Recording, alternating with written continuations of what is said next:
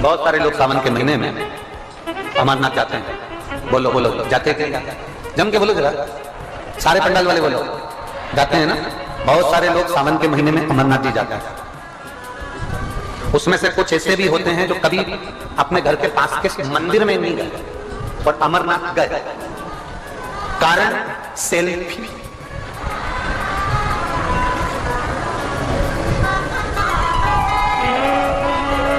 कभी अपने पास के शिवालय में नहीं गया, कभी अपने घर में जो शंकर का शिवलिंग है उसकी हाथ जोड़कर कभी चंदन नहीं लगाया। अगर ये 3 उंगली का मात्र स्पर्श कर उस शिवलिंग को टच कर उस अमरनाथ को याद कर लेता तो 7 दिन के अंदर अमरनाथ बाबा भी तुझे स्वप्न में आकर दर्शन देकर चला जाएगा। मां शिव महापुराण का कुमार खंड उठाकर पढ़िएगा, गीता प्रेस गोरखपुर की शिव महापुराण का कुमार खंड उठाकर पढ़ोगे तो उसमें वर्णन आता है, जिस दिन तुम्हें स्वप्न में आपका गुरु हंसता हुआ नजर आ जाए, जिस दिन स्वप्न में भोलेनाथ भगवान शंकर या शिवलिंग तुम्हें हंसता हुआ नजर आ जाए, जिस दिन स्वप्न में तुम जिस गुरु को भजते हो, तुम जिस गुरु का स्मरण करते हो, तुम जिस गुरु को बहुत मानते हो, वो तुम्हें हंसता हुआ दिख जाए। कभी स्वप्न में देवादिदेव महादेव हंसते हुए दिख जाए, कभी स्वप्न में तुम्हें शंकर का शिवलिंग हंसता हुआ दिख जाए, कभी स्वप्न में तुम्हें नंदी हंसता हुआ दिख जाए, समझ लेना कि कहीं ना कहीं से खूब अच्छी खबर हमको मिलने वाली हो। 15 दिन के अंदर 15 दिन के अंदर हमें अच्छी खबर मिलेगी, निश्चित है, क्योंकि शंकर हंसा है, गुरु हंसा है, नंदी हंसा है, शिवलिंग हंसा है। मुस्कुरा कुमार खंड शिव महापुराण गीता प्रेस गोरखपुर पढ़ो, उठाकर उसमें मिलेगा।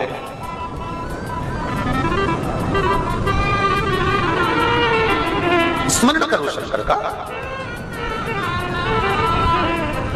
12 ज्योतिर्लिंग में से एक ज्योतिर्लिंग है, आपके स्मरण में रहना चाहिए वो।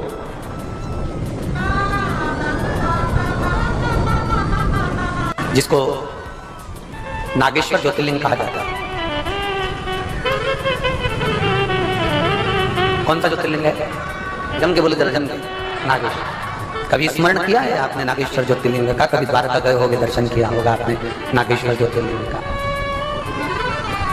कभी पूछा आपने उनसे कि ये नागेश्वर ज्योतिर्लिंग यहाँ पर प्रकट हुआ, इसका कारण क्या है, ये था क्या, क्या स्थान? एक वैश्य और उसकी धर्म का दोनों शंकर की भक्ति में विरल डूबने वाले, अभी इतना भरोसा था इनको। आज एक सोशल मीडिया वाले, आप लोग उसमें न्यूज चैनल पर देखे भी होंगे, तो आज एक न्यूज पर इंटरव्यू था लाइव, तो उसमें उन्होंने प्रश्न किया था, वो श्रीवास्तव दिल्ली से, तो वो एक प्रश्न करे, उन्होंने एक प्रश्न किया था, गुरुजी आपने ये कैसे कह दिया कि कंकर में शंकर है और कंकर में शंकर, लोगों को सिद्धता भी आई, आपने कैसे कर दिया, इसको कैसे कर दिया कि कंकर में शंकर है? आप कैसे कर सकते हो कंकर में शंकर है?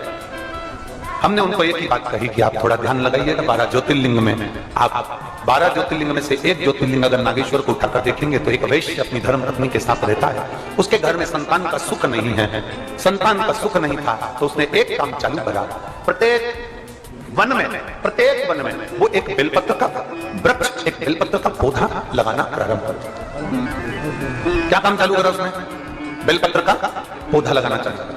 अब दुनिया के लोग हमसे कहते हैं कि महाराज जी ने बताया तो हमारे यहाँ 10 साल बाद संतान हुई, कोई कहता है हमारे यहाँ 20 साल संतान हुई, कोई कहता है हमारे यहाँ 30 साल बाद संतान हुई, कोई कहता है महाराज जी ने बताया तो 15 साल बाद संतान हुई, कोई कहता है 8 साल बाद संतान हुई। इसमें सियोर वाले महाराज ने कुछ नहीं कहा, इसमें तुम्हारा जो विश्वास था, तुमने कथा सुनी, पीछे के जितने श्रावण के महीने आपको बोले जाते थे, राम से हम वृक्ष लगाने को कहते थे, बोलो बोलो सही है कि गलत है, ईमानदारी से बोलो। हमने आपको वृक्ष लगाने के लिए कहा, हमने आपसे कहा कि 1 करोड़ बेलपत्री के वृक्ष लगाना है और टीवी पर हमने कह दिया सबको लगाना है, और वृक्ष लगाने के फोटो हमको भेजना, हम टीवी पर उसको दिखाएंगे। बोलो बोलो किस किसने सुनी थी वो कथा? सुनी थी ना? हमने कहा उनके फोटो हम टीवी पर दिखाएंगे। आप लोगों ने वृक्ष लगाया, भले हाथ लगाया वृक्ष में, उसके फोटो भेजे, उसके वीडियो भेजे, हमने उसको आस्था चैनल पर दिखाया।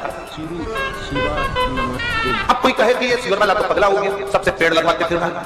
अब दूसरा काम उठाया कि निर्माल्य विसर्जन रथ चलवाया। निर्माल्य विसर्जन मतलब जो मेडिकल वाला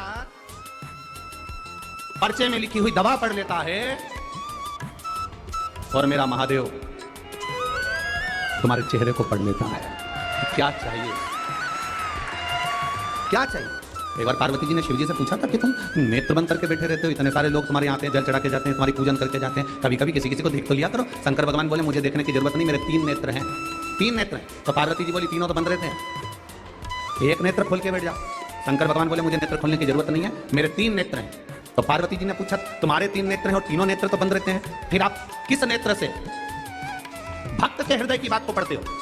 आपके तीनों नेत्र बंद रहते हैं, तीनों नेत्र बंद रहते हैं, आप कह रहे हो मेरे 3 नेत्र हैं, आप 3 नेत्र से तीनों नेत्र तुम्हारे बंद रहते हैं, तो फिर ये संसार के लोगों को तकलीफ आती है, कष्ट आता है, बेचारा जल चढ़ाने आता है, पूजन करता है, अभिषेक करता है, अनुष्ठान करता है, पूजन करता है, तो इनके मन की दशा को आप कैसे देखेंगे? शंकर भगवान कहते हैं मेरे 3 नेत्र केवल मेरे चेहरे पर नहीं है, मेरे 3 नेत्र एक बेलपत्री में भी समाये हैं, मेरे 3 नेत्र एक त्रिशूल में भी समाये हैं, मेरे 3 नेत्र जलाधारी में भी समाये हैं, मेरे 3 नेत्र एक शिवालय में समाये हैं, मेरे 3 नेत्र जब मंदिर के अंदर प्रवेश करता है, दहली चढ़ता है, उस समय पर मेरा दूत मणिभद्र उन 3 नेत्रों से देख लेता है। मैं अकेला